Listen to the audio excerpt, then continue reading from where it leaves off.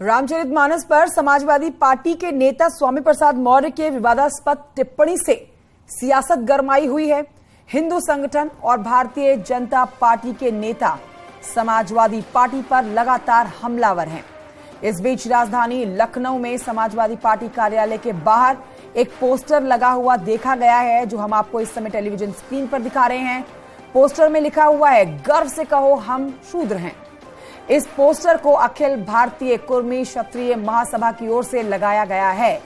Poster पर संगठन के राष्ट्रीय महासचिव डॉक्टर उत्तम प्रकाश सिंह पटेल ने अपना नाम भी लिखवाया है। आप जो दो तस्वीरें इस समय टेलीविजन स्क्रीन पर देख रहे हैं, इसे आप पूरी तरह से स्वामी प्रसाद मौर्य के दिए हुए विवादित बयान से जोड़कर देखिए, क्योंकि इसी साल 22 जनवरी को श्री रामचरितमानस की एक चौपाई का जिक्र करते हुए कहा था कि उसमें पिछड़ों, दलितों और महिलाओं के बारे में आपत्तिजनक बातें लिखी हुई हैं, जिससे करोड़ों लोगों की भावनाओं को ठेस पहुंचती है।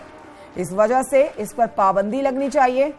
और स्वामी प्रसाद मौर्य की इस टिप्पणी को लेकर काफी विवाद उत्पन्न हुआ था। संतों, बीजेपी के नेताओं ने मौर्य के खिलाफ पलटवार उनके खिलाफ किया, आलोचना उनकी चौतरफा की गई। इसके खिलाफ लखनऊ में केस भी दर्ज हो चुका है। वहीं स्वामी प्रसाद मौर्य के समर्थन में आए एक संगठन के कार्यकर्ताओं ने रविवार को रामचरितमानस के कथित आपत्तिजनक अंश की प्रतियां जलाई थी।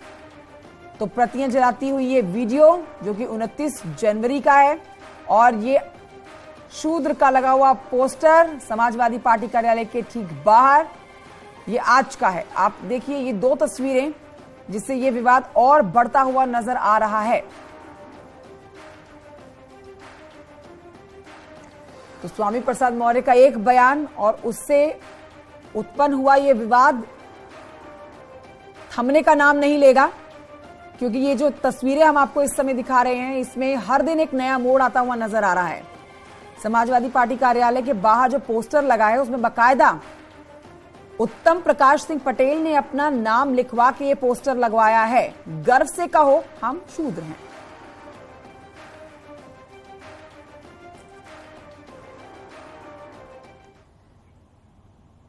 तो समाजवादी पार्टी में हाल फिलहाल में तरक्की पाए स्वामी प्रसाद मौर्य अपने बयान पर अब भी कायम हैं।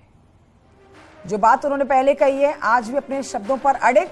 समाजवादी पार्टी में महासचिव बनाए गए हैं स्वामी प्रसाद मौर्य, कद बढ़ गया है। उनका कहना है कि वो श्री रामचरितमानस को लेकर अपने दिए बयान पर कायम है। जो साधु संत उन्हें गाली दे रहे हैं, उन्हें ये सोचना चाहिए कि गाली देना क्या धर्म हो सकता है। अगर इतने बड़े साधु संत हैं तो मुझे वहीं से भस्म कर दें।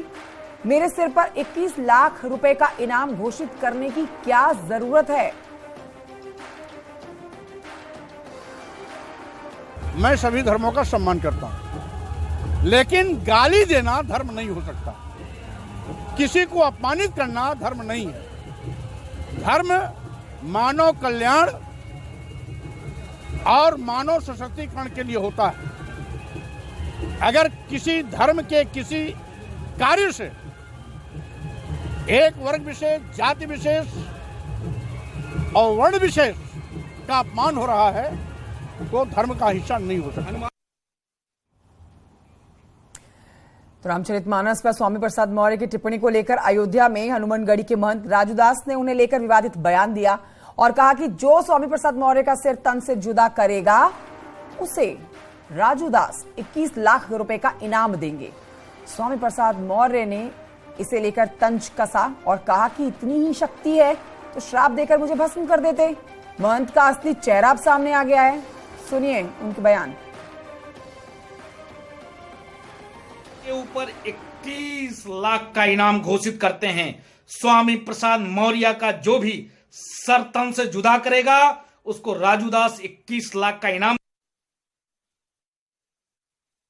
तो किताबों में पढ़ा था, साधु संत महात्मा धर्माचार्य, पहले तो इनको कभी गुस्सा आता ही नहीं।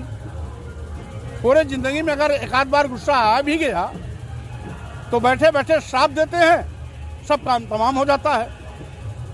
लेकिन अच्छा हुआ उनके बयान से उनका असली चेहरा आ गया कि धर्माचार्य के रूप में एक कुख्यात अपराधी मेरा सिर काटने के लिए 21 लाख रुपए का इनाम दे रहा है। अगर उनको जब तक में विश्वास होता तो अयोध्या में बैठे बैठे श्राप दे करके स्वामी प्रसाद मौर्य को स्वाहा कर सकते थे। उनका 21 लाख रुपया भी बच जाता, उनका असली चेहरा भी नहीं सामने आता। तो रामचरितमानस विवाद को क्या लोकसभा चुनाव में अब समाजवादी पार्टी भुनाना चाहती है? क्या ओबीसी और दलित की राजनीति की जा रही है? क्या नफरत फैलाकर स्वामी प्रसाद मौर्य 2024 के लिए माइंड गेम खेल रहे हैं? क्योंकि जिस तरह से वो अपने विवादित बयान पर अड़े हैं, उन्हें अखिलेश यादव का साथ मिला हुआ है। इससे तो जनता के बीच में यही संदेश जा रहा है। देखिए रिपोर्ट।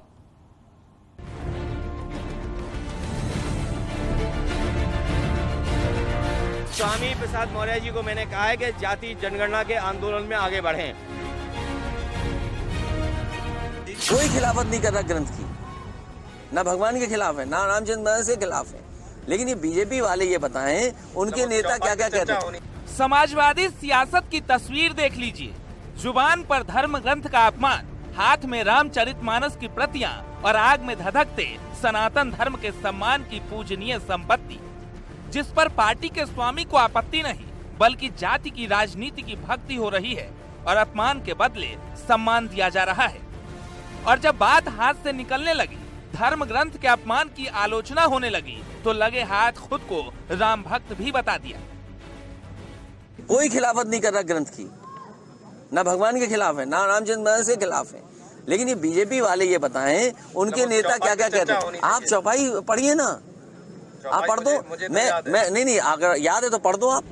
धर्म ग्रंथ का मजाक उड़ाने वाले, संतों का अपमान करने वाले स्वामी मौर्य पर अखिलेश यादव का डबल स्टैंड भले ही साफ दिख रहा हो, लेकिन अब उस विवाद में एक्शन हुआ है।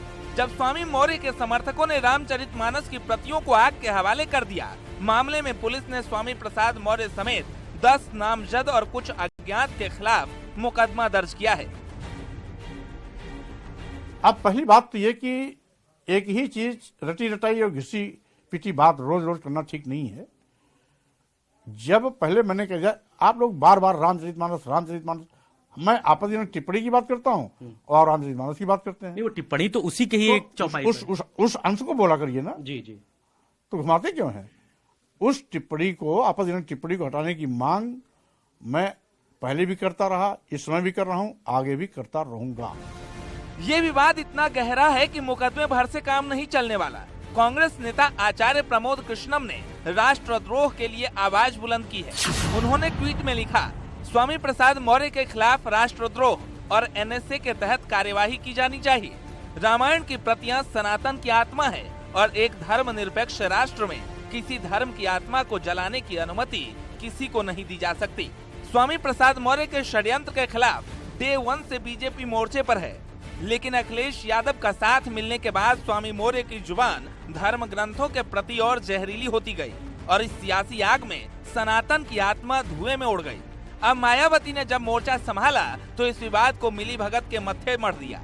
उन्होंने ट्वीट में लिखा, रामचरितमानस के विरुद्ध सपा नेता की टिप्पणी पर उठे विवाद और फिर उसे लेकर भाजपा की प्रतिक्रियाओं के बावजूद सपा नेतृत्व की चुप्पी से स्पष्ट है कि इसमें दोनों पार्टियों की मिलीभगत है, ताकि आगामी चुनाव को जनता के ज्वलंत मुद्दों के बजाय हिंदू मुस्लिम उन्माद पर पोलराइज किया जा सके।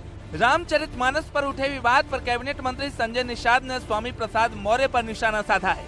उन्होंने स्वामी प्रसाद मौर्य को पिछड़े दलितों का अधर्मी स्वामी बताया, तो डिप्टी सीएम ब्रजेश पाठक ने अखिलेश के शूद्र वाले बयान पर पलटवार किया। के दिन में जो धर्म विरोधी जो चेहरा आया है समाजवादी पार्टी का, कि भगवान राम के नाम पे एक बार गोली चली, एक बार इस समय बोली से उन्होंने राम विरोधी चेहरा उजागर कर दिया, कि उस पे बोलने वाले को प्रमोशन कर दिया, जिसको आज जनता ने अस्वीकार किया है। और एक वर्ग को खुश करने के लिए 90% लोगों के आस्था को इस तरीके से निशाना बनाया जाए और उसके खिलाफ बोला जाए, ये जनता समय आने पर जवाब देगी आज के दिन में।